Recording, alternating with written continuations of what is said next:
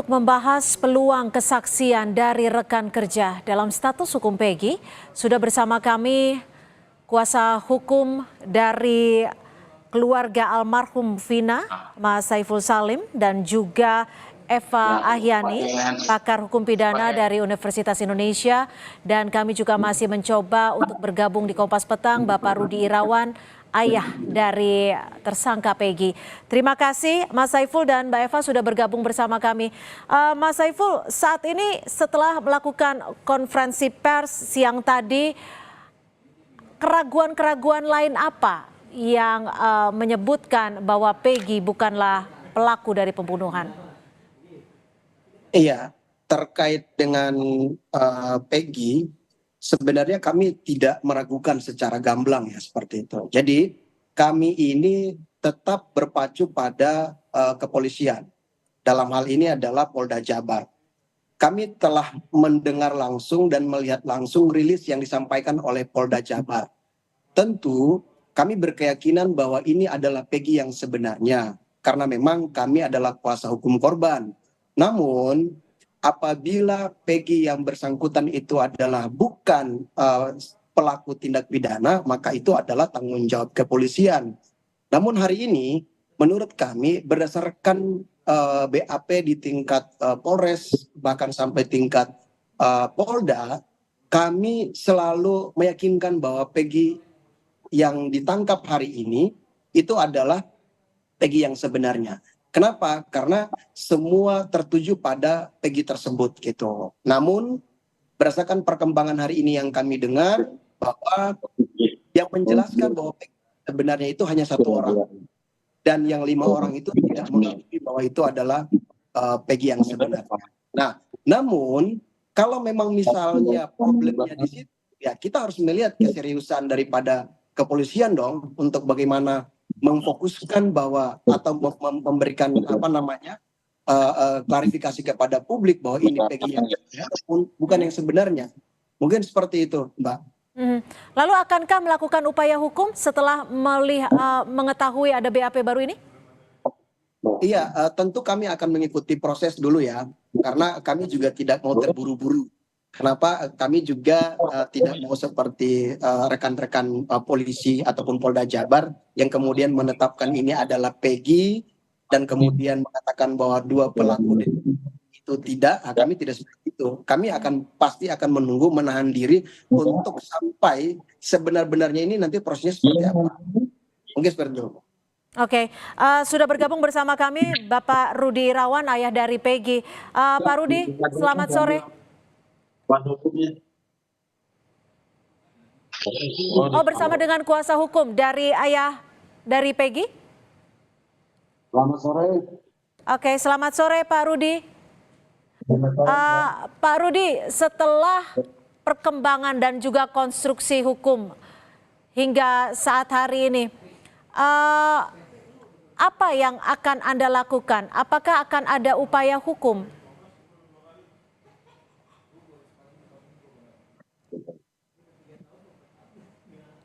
Oke, Pak Rudi. Ya. Iya, apa tanggapan Anda terkait dengan ada sejumlah pihak yang meragukan bahwa ini adalah Peggy sebagai pelaku pembunuhan Vina? Bagaimana respon dan tanggapan Anda? Yang tidak benar, Pak Rudi. Ya. Suara saya sudah cukup terdengar? Terdengar, Pak. Kalau Pak Rudinya belum bisa merespon, saya ingin tambahkan sedikit terkait dengan keraguan. Bisa? Ya, ini dengan kuasa hukum ya? Ya. Dengan siapa, Bapak? Oh. Ya, maksud saya adalah saya kebetulan ingin mau menambahkan sedikit dari kuasa hukum Vina. Oke. Ya, terkait dengan tadi yang dipertanyakan apakah kami ragu atau tidak, tentu kami tidak ragu ya. Kenapa? Karena memang beberapa bukti-bukti yang telah dikumpulkan oleh Polda Jabar dalam hal ini melakukan investigasi secara ulang, dan memang di awal tahun 2016 itu Polda Jabar telah mengumpulkan bukti-bukti. Di antaranya yang pertama adalah STNK dan motor. Namun saat ini yang perlu harus dipertanyakannya adalah apakah motor tersebut ada atau tidak.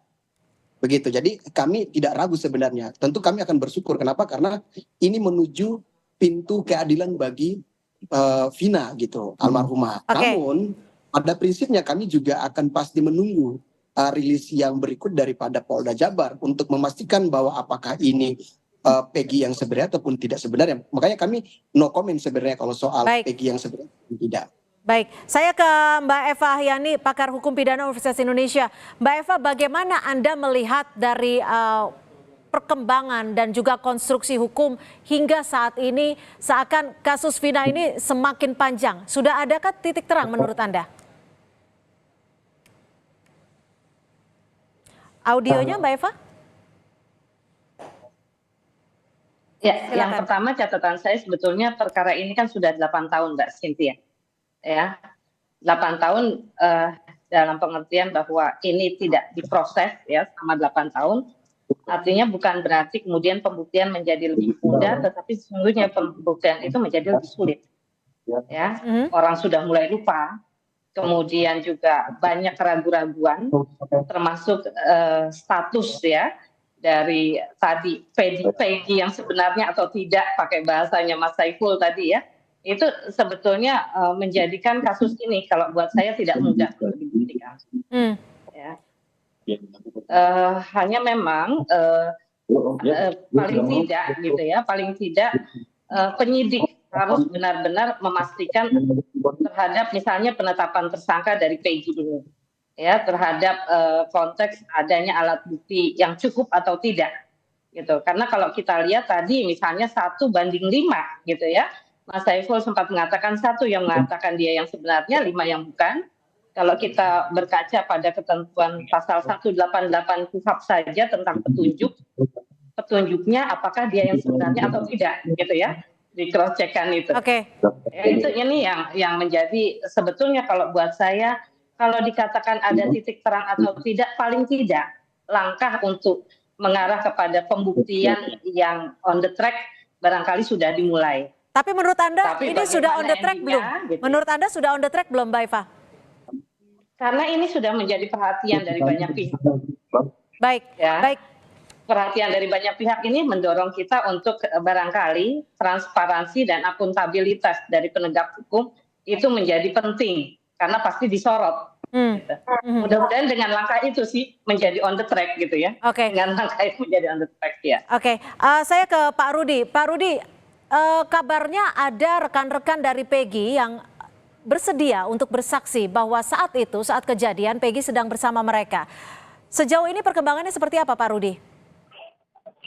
Baik, saya mungkin mewakili daripada Pak Rudi ya, saya selaku kuasa hukumnya akan menyampaikan. Jadi menurut keterangan daripada saudara Rudi, jadi suatu kejadian pada saat itu tanggal 27 Agustus daripada peraduannya saudara Rudi, Peggy itu ada di Bandung, saat itu. Karena ini bisa dibuktikan karena saat itu tanggal 27 Agustus itu hari Sabtu itu lagi pekerjaan proyek pembuatan rumah tinggal dari saudara Agus. Kebetulan hari Sabtu salah satu pegawainya nomor 9 Bondo itu pulang hari Sabtu jam 8 malam, diantar sama Peggy dan sama Ibnu sama Robi naik angkot untuk ke Cicahe, terminal Cicahe sampai angkot ke terminal Cicahe.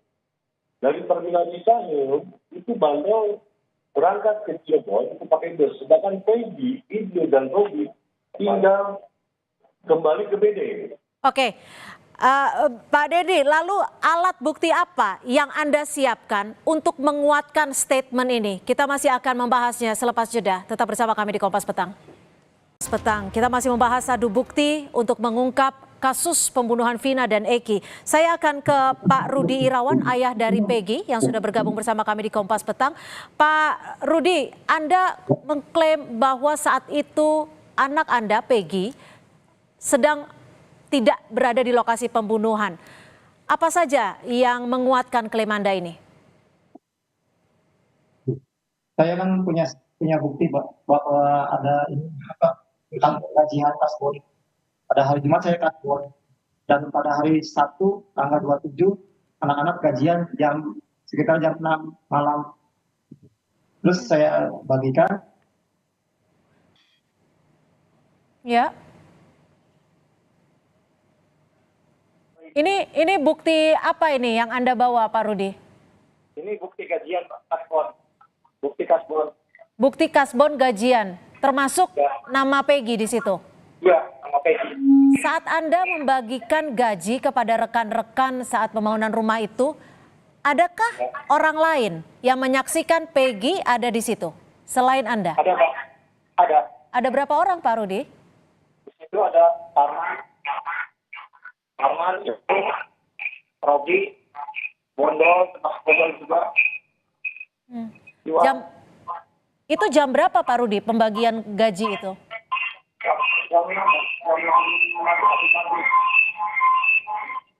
Oke. Jam 6 tanggal 27 Agustus artinya ya.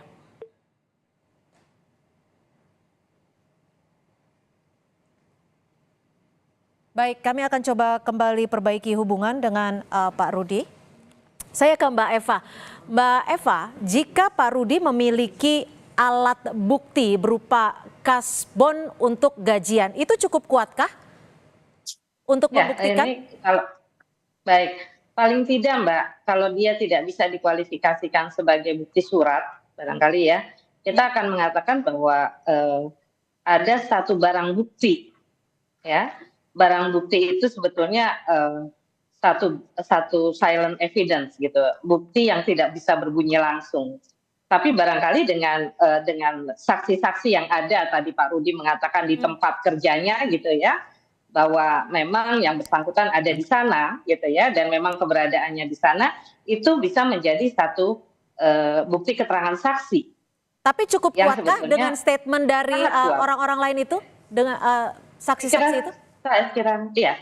Kalau kita mengaca pada ketentuan misalnya pasal 188 KUHP, Mbak, ya 185 KUHP, gitu ya, yang ada saksi-saksi yang menerangkan tentang satu kejadian, gitu ya, atau kita mengacu kepada putusan MK yang mengatakan bahwa ini ada keterangan yang sangat relevan dengan keberadaannya dari seseorang yang diduga melakukan tindak pidana padahal dia ada di tempat lain.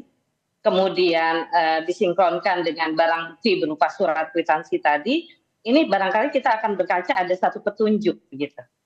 Oke. Ya, kalau kita mengacu kepada ketentuan 188 KUHP. Baik. Nah, petunjuk ini yang sebetulnya akan bisa disinkronkan juga dengan alat bukti yang lainnya. Saya coba kembali ke Pak Rudi.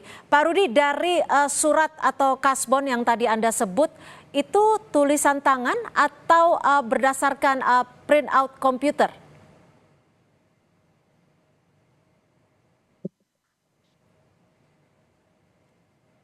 Tulisan tangan ya?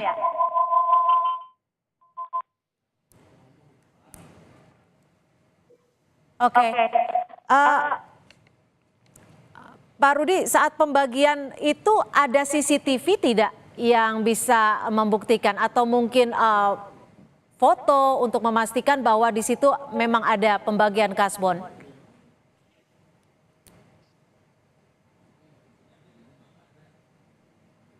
Baik, Pak Dendi mungkin bisa bantu jawab, Pak Dendi.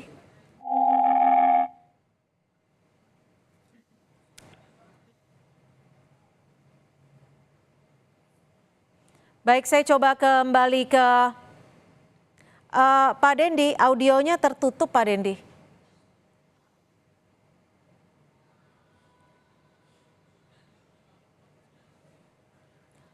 Baik, kami kembali mencoba memperbaiki audio dengan Pak Rudi. Mas Saiful, Anda dari kuasa hukum keluarga almarhum Vina sempat berkomunikasi tidak dengan keluarga ataupun kuasa hukum dari Peggy? Iya, sejauh ini belum ya Mbak. Sejauh ini belum. Namun kami ingin sampaikan bahwa dari kuasa hukum Peggy ya tinggal nanti dibuktikan saja, karena kalau kami daripada kuasa hukum korban sudah tentu akan pasti berpegang teguh pada kepolisian karena mereka punya wewenang untuk melakukan penyelidikan ulang. Untuk itu misalnya ketika tadi dibuktikan melalui kwitansi utang tadi atau semacam rekening koran begitu, ini kan tidak melalui komputer. Nah itu mungkin kepolisian akan segera harus melakukan forensik kertasnya. Apakah memang dibuat pada tahun itu atau memang dibuat saat ini atau seperti apa? Namun kami akan memberikan pandangan kami bahwa kalau memang misalnya itu dapat dibuktikan ya silakan. Karena kami juga pada prinsipnya yang namanya korban maupun pelaku itu harus mendapatkan keadilan. Oleh sebab itu silakan berjuang. Baik, Pak Dendi, kembali saya coba tanyakan saat pembagian kasbon itu menjadi salah satu bukti petunjuk. Apakah ada bukti lainnya yang bisa menguatkan? Selain bukti berupa tulisan tangan kasbon, itu ada bukti lain. Jadi saat itu kan pegawai itu ada sekitar 5 orang. Ya. Jadi yang pulang saat itu si Bondol diantar pada hari Sabtu jam 8 malam. Yang ngantar si Peggy, Robi, Ibnu, sama Supri. Jadi jam 8 malam posisi Peggy itu ada di Bandung. Jam 8 malam. Itu di Bandung di titik-titik mana saja, Pak? Jadi di Bandung itu di Rancamanyar. Di Rancamanyar? Di Bedeng ya. Karena waktu itu sedang mengerjakan proyek pembuatan rumah tinggal miliknya Pak Agus. Kalau dari Pak Agusnya sendiri bersedia tidak untuk ikut bersaksi? Insya Allah bersedia. Karena begini, setelah kejadian itu Peggy, Robi, Ibnu dan yang lainnya mengetahui 2 hari kemudian setelah ada penggeledahan ke rumahnya Peggy. Jadi 2 hari setelah itu Peggy mengetahui. Jadi begitu penggeledahan, ibunya Peggy telepon kepada Parman bahwa di rumah ada penggeledahan dari Polres Cirebon. Loh, kenapa? Karena nama Peggy di situ masuk katanya sebagai pelaku. Loh, orangnya ada di Bandung kayak gitu. Baik, terakhir Pak Dendi, apa upaya yang akan Anda lakukan untuk memastikan bahwa anak dari klien Anda atau Peggy tidak bersalah? Singkat saja. Kami beserta tim akan upaya membuktikan bahwa memang saat kejadian Peggy tidak ada di tempat. Untuk CCTV atau foto-foto ada tidak, Pak? Singkat saja. Sementara untuk CCTV dan foto tidak ada. Cuma kalau keterangan fakta ada, saksi fakta mungkin ada. Saksi fakta akan dihadirkan, termasuk dari pemilik rumah Rancamanyar ya? Dari tadi. Iya. Baik, terima kasih Pak Dendi Rukmantika, kuasa hukum dari Pak Rudi. Pak Rudi, terima kasih ayah dari Peggy dan juga Mbak Eva Ahyani, pakar hukum pidana Universitas Indonesia, dan Mas Saiful Salim, kuasa hukum dari keluarga almarhum Vina, sudah bergabung bersama kami di Kompas Petang.